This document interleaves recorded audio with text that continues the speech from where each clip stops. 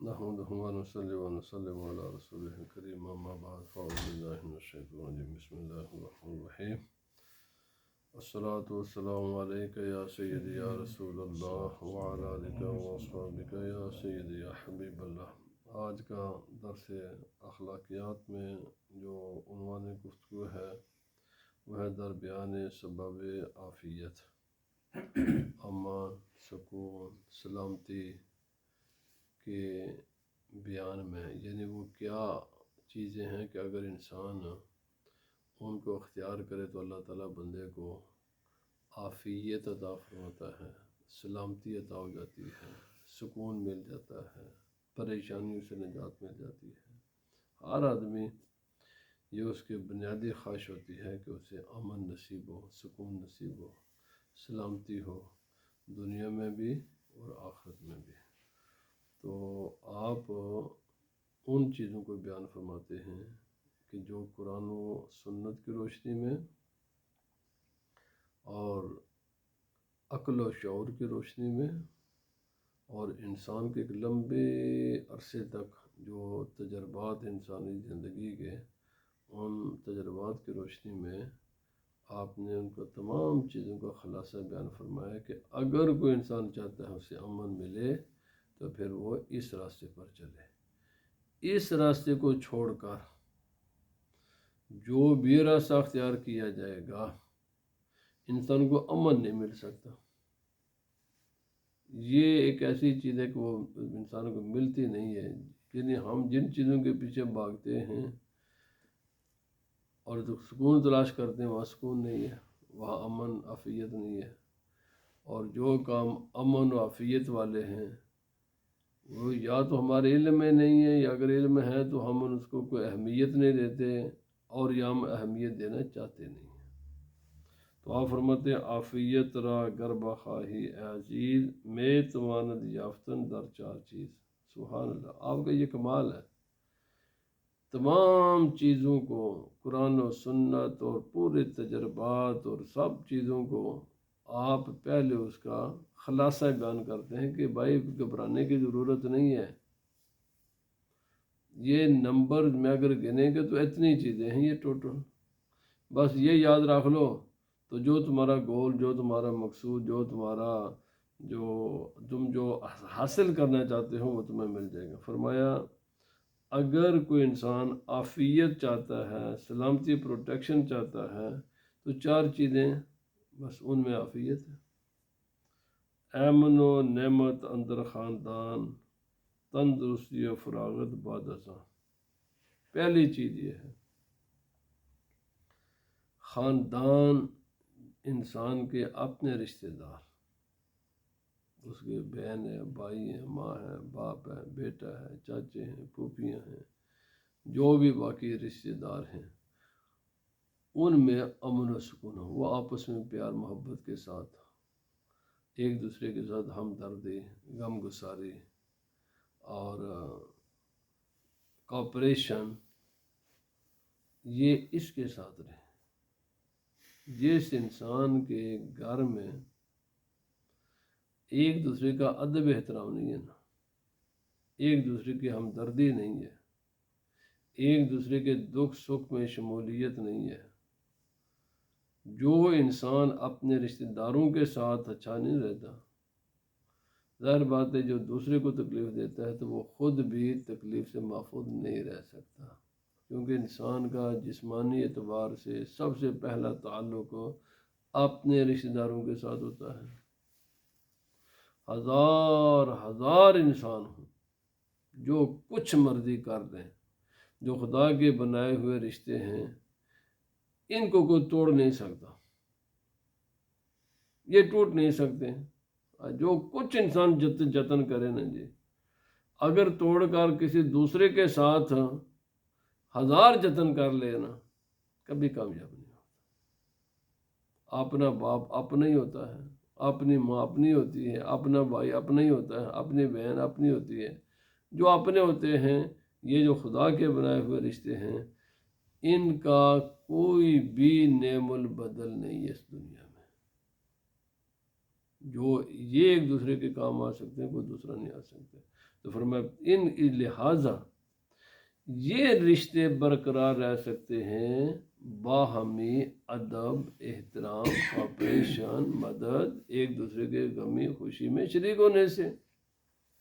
ایک آدمی کہے میں تو اس کا ادب نہیں کروں گا، وہ میرا ادب کر لے، میں تو اس کی مدد نہیں کروں گا، وہ میری مدد کرے، میں تو اس کی بات نہیں مانوں گا، میں اس کی بات مان لوں، یہ بھائی یہ نہیں کبھی ہو سکتا۔ یہ باہمی ادب پر ہی رشتے قائم ہوتے ہیں، یہ باہمی کوآپریشن اور تعاون پر ہی قائم ہوتے ہیں، یہ ایک دوسرے کے غمی خوشی میں شرکت سے ہی یہ رشتے قائم رہتے ہیں۔ اگر کوئی ایک انسان، یہ یک طرفہ ٹریفک چلتی نہیں ہے، اگر کوئی چلانے کی کوشش بھی کرے گا زیادہ دیر قائم نہیں رہ سکتے، اور جب یہ نہیں ہے تو پھر امن بھی نہیں ہے، پھر عافیت بھی نہیں ہے۔ اس کے ساتھ یہ بھی ایک حد تک ہی ہوتے ہیں۔ ایک چیز اس سے بھی پالے، انسان کی خود اپنی ذات، اس کی ذات میں اس کی باڈی ہے، باڈی کے کسی بھی حصے میں کوئی بیماری نہ ہو، تکلیف نہ ہو، یہ سارے رشتے، یہ ساری چیزیں ٹھیک بھی ہونا، اگر انسان کے باڈی کی کسی بھی میں حصے میں تکلیف ہوگی نا، کسی بھی، انسان کو امن نصیب نہیں ہوتا۔ امن تب ملتا ہے کہ انسان کی سر سے لے کر پاؤں تک باڈی تکالیف سے محفوظ ہو، کیونکہ ورنہ یہ چیزیں انسان کے باڈی کو کوئی بھی تکلیف دینے والی چیز آ گئی تو اسے پریشان کرتی رہتی ہے۔ اور پھر اس کے ساتھ مصروفیات، انسان کے پاس کچھ فریب وقت بھی ہو۔ جو آدمی ہر وقت ہی مصروف رہتا ہے نا، ہمہ وقت مصروف، یہ بھی اللہ کی طرف سے ایک قسم کا عذاب ہی ہوتا ہے۔ انسان کے پاس کچھ اتنا وقت ہونا چاہیے کہ جس میں انسان خدا کی بندگی کرے، اللہ رب العزت کا ذکر کرے، اپنے رشتہ داروں کے ساتھ، دیگر دوست احباب کے ساتھ وہ آدمی بیٹھے اٹھے، کچھ اپنے لیے، کچھ دوست احباب کے لیے، یہ نہ صرف مصروفیت، پیسہ پیسہ پیسہ پیسہ پیسہ، اور بھائی یہ بھی انسان کو کسی کام کا نہیں، یہ بھی ایک اللہ کی طرف سے ایک عذاب ہی ہوتا ہے۔ کیا کرے گا کوئی انسان؟ ایک وہم ہے۔ انسان کی ضروریات محدود سی ہیں، اللہ کو کھانا ہے، پینا ہے، پہننا ہے، سونا ہے، سواری ہے، بس یہی انسان، یہ اگر مل جائیں تو باقی پیسے کے انسان ڈھیر بھی لگاتے، وہ کس کام کے ہیں؟ بھائی یہ ان کاموں کے پیچھے بھاگنا ہے کہ کوئی مقصد نہیں ہے انسان۔ تو فرمایا فراغت بھی چاہیے، چونکہ با نعمت امان باشدت، عافیت را ازو نشان باشدت۔ کیوں فرمایا؟ یہ میں نے کیوں 4 چیزیں کی؟ اس لیے کہ جب تیرے پاس اللہ کی نعمت ہوگی نا، دولت ہوگی نا، تو تجھے امن نصیب ہوگا، فکر نہیں ہوگی۔ اسی لیے صوفیہ، بزرگان دین جن کا ہم ذکر کرتے ہیں، سبحان اللہ، وہ اپنے گھر میں کچھ نہ کچھ ایسے اسباب ضرور رکھا کرتے تھے، اگرچہ ان کو استعمال نہیں بھی کرتے تھے، یعنی روزہ رکھتے لیکن گھر میں رزق روزی ضرور ہوتا تھا، کپڑے سادہ پہنتے لیکن گھر میں پہننے کے لیے کپڑے ضرور رکھا کرتے تھے۔ اسباب فرمایا کیوں؟ فرمایا ہم اس لیے رکھتے ہیں تاکہ اس نفس کو بتائیں بھائی فکر نہ کریں، یہ ورنہ پریشان کرے گا، او جی رات کھانا کہاں سے کھائیں گے، کہاں سے جناب بستر نہیں ہے، کپڑا نہیں ہے، تو فرمایا جب گھر پر سب کچھ ہوگا نا، اب اس کو استعمال کرو یا نہ کرو، نفس تو میرے دل و دماغ میں وسواس نہیں ڈالے گا، نفس انسان کو پریشان نہیں کرے گا۔ اس لیے اتنے اسباب کو اپنے پاس رکھنا کہ جس سے انسان کا نفس، انسان کے اندر سے پریشانیاں نہ ہو، جی کہاں پہننے کے لیے کپڑا نہیں ہے، کھانے کے لیے کھانا نہیں ہے، رہنے کے لیے مکان نہیں ہے، جانے کے لیے کوئی سواری نہیں ہے، فرمایا یہ رکھو، ان کے ساتھ دل نہ لگاؤ، لیکن یہ رکھو اس لیے کہ ان کے جب آئیں گے پھر نفس تم پر اٹیک نہیں کر سکے گا، وہ حملہ آور نہیں ہو سکے گا تم پر، کوئی کہ یہ نہیں کہہ سکے گا او یار یہ کرو، اب ہے میرے پاس کیوں نہیں ہے۔ بزرگان دین ان چیزوں میں ایک تو دل نہیں لگاتے تھے، استعمال کرنا نہ کرنا فرما وہ اپنے نفس کو سمجھانے کے لیے ہوتا تھا، ورنہ نفس انسان پر حملہ آور ہو جاتا ہے۔ یہ چیزیں رکھیں لیکن ان کو دل میں نہ رکھیں، باہر رکھیں، ان کو دل سے باہر رکھیں۔ تو فرمایا کیوں؟ یہ نشان ہیں، یہ علامات ہیں امن سکون کے، یہ پریشانی ہونے دیتی دماغ کو۔ اگر جب یہ چیزیں نہیں ہوں گی تو پریشان ہوں گے۔ ایک انسان ہے باہر موسم خراب ہے، اس کا مکان ہی نہیں ہے یا کوئی مسئلہ ہے، تو وہ بھائی میں نے خود کہاں رات گزارنی ہے، میں نے اپنے بچوں کو کہاں رکھنا ہے، تو پریشان تو نفس کرے گا نا انسان کو۔ بھوک لگی ہے تو انسان بھائی میں تو چلو صبر کر لوں گا، میرے بچے بھائی کرو۔ فرمایا بعد دل فارغ چوں باشی تندرست، دیگر از دنیا نباید ہیت جست۔ دل فارغ ہو، پریشان نہ ہو، جسم سے سلامت ہو۔ تو فرمایا اس کے علاوہ دنیا میں آپ کو چاہیے کیا؟ کچھ بھی نہیں چاہیے۔ مطمئن دل، اور دل مطمئن ہوتا ہے جب میں نے اللہ کی یاد سے اور دنیاوی تفکرات سے آزاد ہو جائے انسان، دنیا کی فکر کوئی غم نہ ہو، اللہ کی یاد میں انسان گزارے اور تندرست جسم ہو۔ اس لیے صحت مند جسم کے لیے پوری کوشش کرنی چاہیے کہ یہ اس کو کوئی تکلیف نہ پہنچے، اور یہ دین کے بنیادی احکام میں سے ایک احکام ہے کہ انسان کو کوئی ایسا کام نہ کرے جس سے انسان کو بیماریاں لگیں، انسان کے باڈی کو کوئی نقصان پہنچے، کیونکہ جب اس کو کوئی تکلیف پھر نہ نماز، پھر یہ ساری چیزیں متاثر ہو جاتے ہیں۔ اس کو ہیلتھی رکھنا چاہیے، اور وہ تمام سٹیپس، وہ تمام اقدامات جو باڈی کو درست رکھنے کے لیے ضروری ہیں ان سب کو اٹھانا چاہیے۔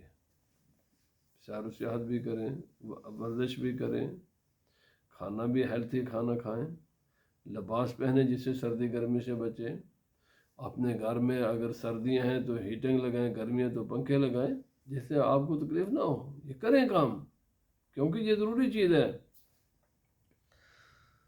اور فرمایا بر میاور تا توانی کام نفس، تا نہ یفتی اے پسر در دام نفس۔ اس کے بعد سکون تب ملے گا آپ اپنے نفس کی مخالفت کریں۔ نفس جن کاموں پر لگائے نا، ایک یاد رکھیں 3 چیزیں ہیں، ایک شریعت ہے، ایک عقل ہے، ایک نفس ہے۔ شریعت کا جتنے بھی احکام ہیں نا، اس میں ذرہ برابر بھی آپ کو غور و فکر کرنے کی ضرورت نہیں ہے، وہ سب کے سب حسین ہیں، وہ سب کے سب مفید ہیں، اس میں سوچنے کی ضرورت ہی نہیں ہے۔ پتہ چل جائے یہ اللہ رسول کا حکم ہے، فوراً اس پر عمل کرو، کیونکہ وہ سب انسانیت کے مفاد میں چیزیں ہیں، چاہے اس کا اس دنیا میں بھی ان چیزوں کا فائدہ ہے، آخرت میں بھی فائدہ ہے۔ بس جو بھی اللہ سبحانہ و تعالی اور رسول خدا صلی اللہ علیہ وسلم کے احکام ہے، وہ صرف اور صرف اس میں ایک ہی پہلو ہے، نفع ہی نفع، ان میں فائدہ ہی فائدہ ہے، اس میں کوئی دوسری چیز نہیں ہے۔ ایک بات عقل پر، عقل کہتی ہے کہ اس کو پہلے یہ بھی تو سمجھے نا، انسان ہر آدمی اس میں فرق نہیں کر سکتا۔ عقل کی تھوڑی سی تفصیل ہے، میں بس مختصر سی بات عرض کر دوں۔ یہ جو بار بار بار بار بار کے تجربات سے جو رزلٹ آتے ہیں نا، مثلا یہ دوائیاں ہوتی ہیں، دوائیاں کیسے بنتی ہیں؟ تجربات کیے جاتے ہیں، اور کئی بار تجربات جب کیے جاتے ہیں تو جب بھی تجربہ ہوتا ہے اس کا ایک اچھا پہلو سامنے آ جاتا ہے۔ تو بھائی ان چیزوں پر جو چیزیں عقل کے پیمانے پر پوری اترتی ہیں نا، ان کو استعمال کر لینا چاہیے، اس میں کوئی انسان کے لیے پرابلم نہیں ہے۔ مثلا بیمار ہو تو دوائی کھا لو، کیونکہ اور لیکن وہ آپ خود نہ اس کا تجربہ کرو ورنہ مر جاؤ گے۔ جو کہ ہر انسان کی عقل وہ اس میں اتنی عقل شعور ہوتی نہیں ہے. جو اس کام کے ماہر ہیں نا ان کے مشورے پر چلو. مثلا اگر بیمار ہے، باڈی بیمار ہوگی تو ڈاکٹر کے پرسکرپشن پر چلو، خود نہ دوائی لے کر کھاؤ. بلڈنگ بنانی ہے تو کسی انجینئر اور بلڈر سے کام کرواؤ، خود نہ کرو بڑا کوئی کام. ویسے یہ نہ کہ کہیں مکان ہی گر جائے اور تمہاری جان ہی چلی جائے. جو ان کاموں کے ماہرین ہیں بس صرف ان کے مشورے پر چلو. عقل کے میدان میں ہر انسان کو، چونکہ عقل ہر انسان کی وہ اتنی کمپلیٹ ہوتی نہیں ہے، تو عقلی معاملات میں جو ماہرین ہوتے، اسی جیسے ڈاکٹر کے مشورہ ضروری ہے نا جی، کیونکہ وہ ماہر ہے اس شعبے کا. انجینئر ماہر ہے اپنے شعبے کا. بالکل اسی طرح شریعت میں بھی اپنی کوئی بات نہ مانو، یہ نہ سمجھے یہ شریعت ہے. شریعت وہ ہے جو علماء بیان کرتے ہیں، اور علماء میں بھی علماء اہل سنت بیان کرتے ہیں. شریعت وہی ہے، اپنی من مانی سے نہیں، جو میرے دل و دماغ میں ہے. یہ تو نفسانی چیزیں ہیں. دو باتیں ہو گئی.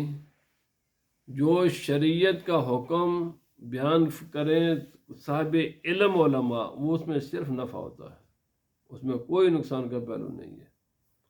جو اہل عقل جو بھی ہیں لوگ، گاڑیاں بنانے والے، انہوں نے تجربے کر کے گاڑی بنا لی ہے، اس کو استعمال کرو، اچھی چیز ہے. ٹریفک والوں نے تجربے کر کے سپیڈ لمٹ مقرر کر دی، بالکل اچھی بات ہے، اس کو فالو کرو، کیونکہ یہ عقل و شعور کی باتیں ہیں. کوئی بھی عقل کے مطابق جو بات ہوگی اس پر عمل کرنا انسان کے اپنے مفاد میں ہے، اس میں نفع ہوتا ہے. اب ہے تیسری نفسانی خواہشات. اس کا صرف نقصان ہوتا ہے، اس کا کوئی فائدہ نہیں ہے. علماء نے فرمایا آسان سا اصول ہے کامیابی کا. جب تیرے جسم میں کوئی خیال پیدا ہو نا، مجھے یہ کام کرنا چاہیے یا نہیں کرنا چاہیے، اس خیال کو پیش کر شریعت پر. اگر وہ تیرا شریعت اجازت دے بالکل اس کام کو کر، شریعت اجازت نہیں دیتی بالکل اس کو کام کو نہیں کرنا.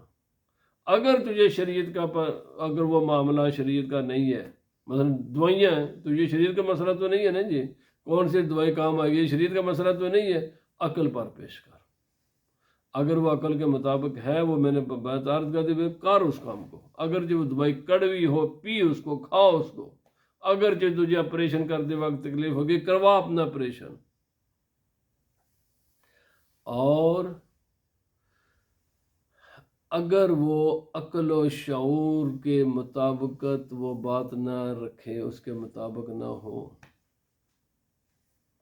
اور وہ بات شریعت کے مطابق بھی نہ ہو، اس کام کے قریب مت جا. سیدھی سی بات ہے. وہ اس کا معنی یہ ہے کہ تیرے اپنے دل دماغ کے خیالات ہیں جن کی کوئی بیس نہیں ہے. مضبوط باتیں کس کی ہیں بس وہ میں نے عرض کر دی ہیں. کمزور باتیں کیا ہیں وہ میں نے عرض کر دی ہے. شریعت کی ہر بات مضبوط ہے، ہر بات. اگر منع کیا ہے تو اس کی بھی بہت زبردست قسم کی انسان کا نفع ہے کہ انسان ان چیزوں سے دور رہے. اگر کہا ہے کہ کرو تو ضرور وہ کام کرے، اس لیے کہ ان کاموں میں انسان کا نفع ہی نفع ہے. اگر وہ کوئی ایسا حکم نہیں ہے، شرعی حکم نہیں ہے، وہ دنیا کو بھی حکم، تو اس میں عقل والوں کی بات کو مانو. اگر وہ بھی نہیں ہے تو اس کا معنی یہ ہوا کہ یہ تیرے اپنے خیالات ہیں، اور انسان کے اپنے خیالات انتہائی کمزور ہوتے ہیں،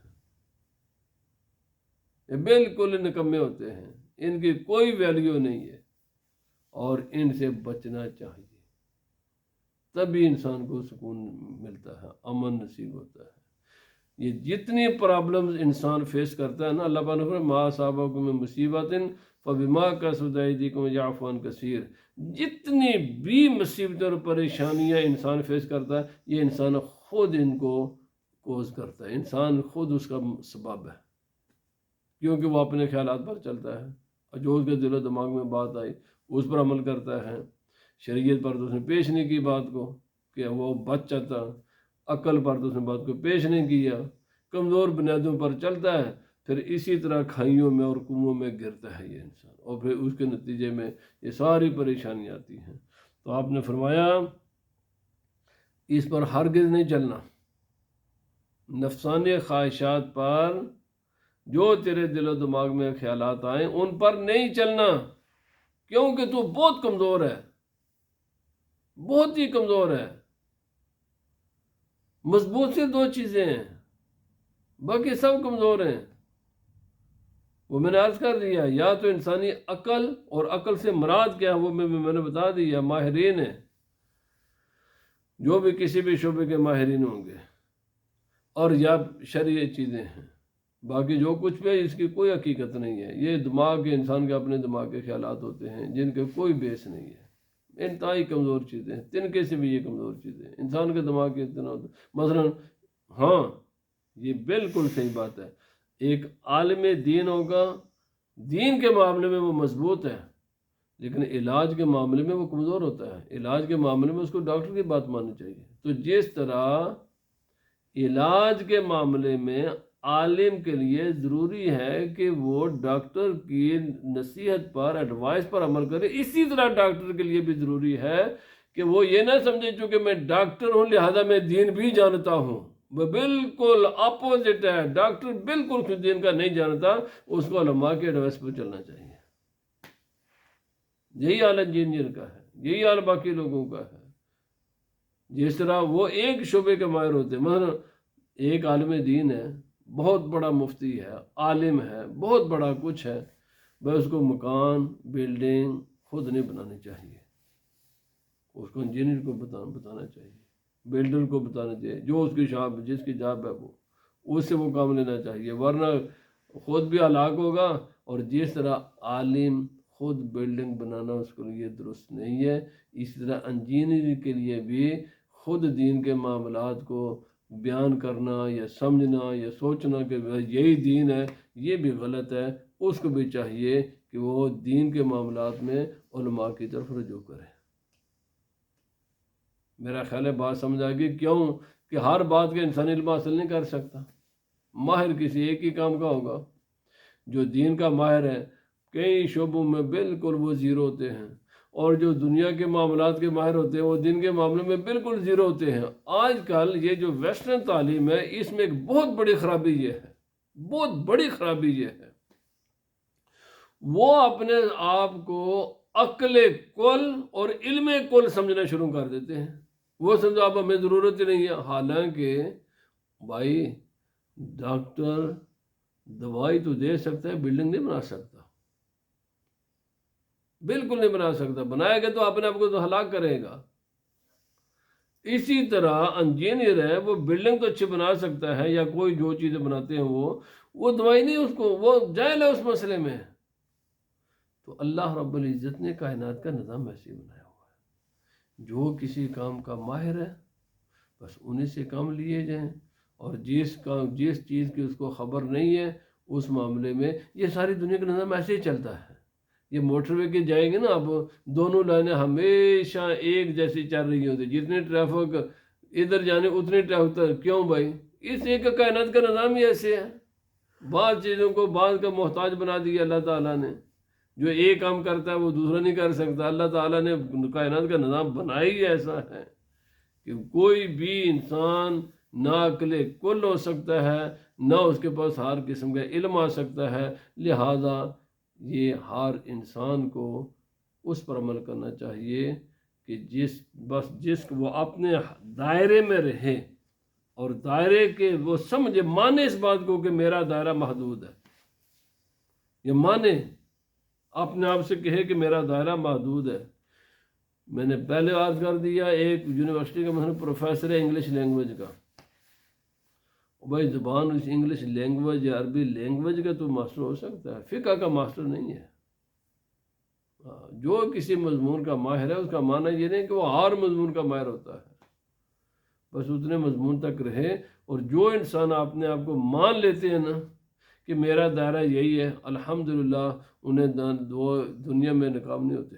دنیا میں ہمیشہ ناکام وہ لوگ ہوتے ہیں کہ جو سمجھے ہم سب کچھ ہیں، حالانکہ سب کچھ اللہ رب العزت محدود ہے، بہت قلیل اقل لوگ ایسے ہیں کہ جو سب کچھ ہوتے ہیں، ورنہ کائنات کی ایک واسٹ میجارٹی ان میں سے کوئی انسان بھی عقل کل نہیں ہوتا، وہ بس کسی ایک شعبے کے ماہر ہوتے ہیں، تو اس کو اس شعبے ہی تک رہنا چاہیے اور رکھنا بھی اسی شعبے تک اس کو چاہیے۔